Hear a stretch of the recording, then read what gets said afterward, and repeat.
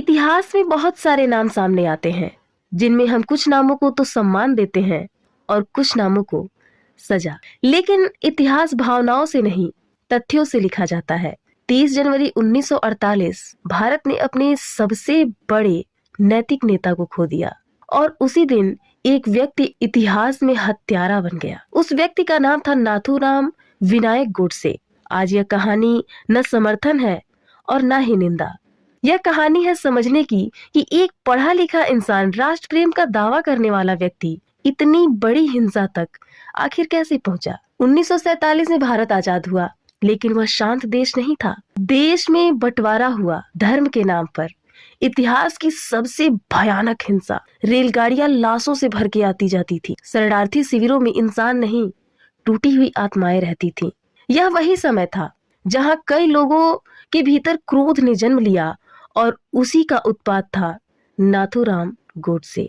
गोडसे कोई अनपढ़ या मानसिक रूप से अस्थिर व्यक्ति नहीं था। वह पढ़ा लिखा था, राजनीतिक लेख लिखता था, खुद को राष्ट्रवादी मानता था, हिंदू महासभा में वैचारिक रूप से जुड़ा हुआ था।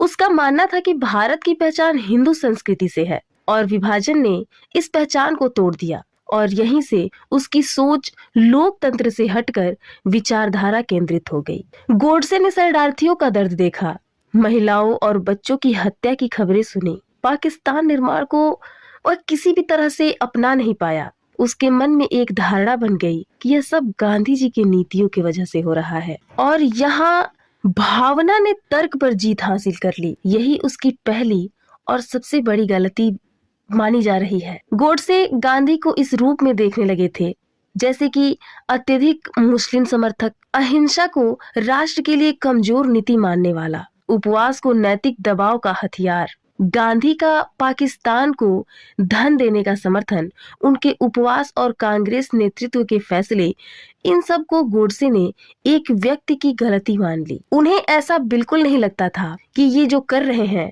वो हमारे हिंदू राष्ट्र की सुरक्षा के लिए है और शायद यहीं से उनके अंदर जन्म लिया कट्टरता ने। क्योंकि सच यह था कि गांधी अकेले सत्ता में नहीं थे। विभाजन सामूहिक राजनीतिक विफलता थी।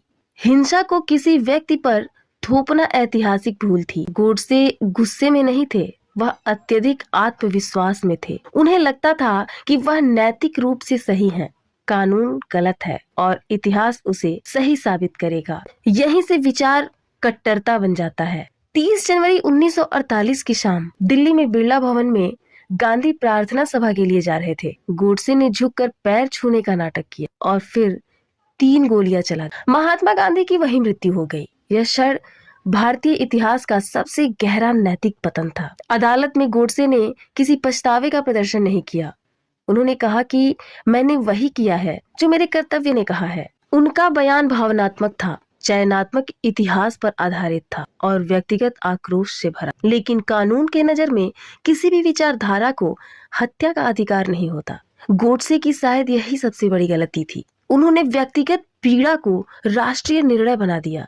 लोकतांत्रिक प्रक्रिया पर उनका जो अविश्वास था वो उन पर हावी था। अहिंसा को कमजोरी समझते थे और एक व्यक्ति की हत्या से पूरा विचार खत्म होने के भ्रम में थे। उनको ऐसा लगता था कि इसको मारे जाने के बाद शायद पाकिस्तान अलग ना हो। कानून को अपने हाथ में ले लेना ये उनकी सबसे बड़ी गलती थी, क्योंकि भावना समझी जा सकती है, अपराध नहीं, और उन्होंने शायद अपराध कर दिया था। गांधी जी की अगर बात करें तो वो भी आलोचना से ऊपर नहीं है।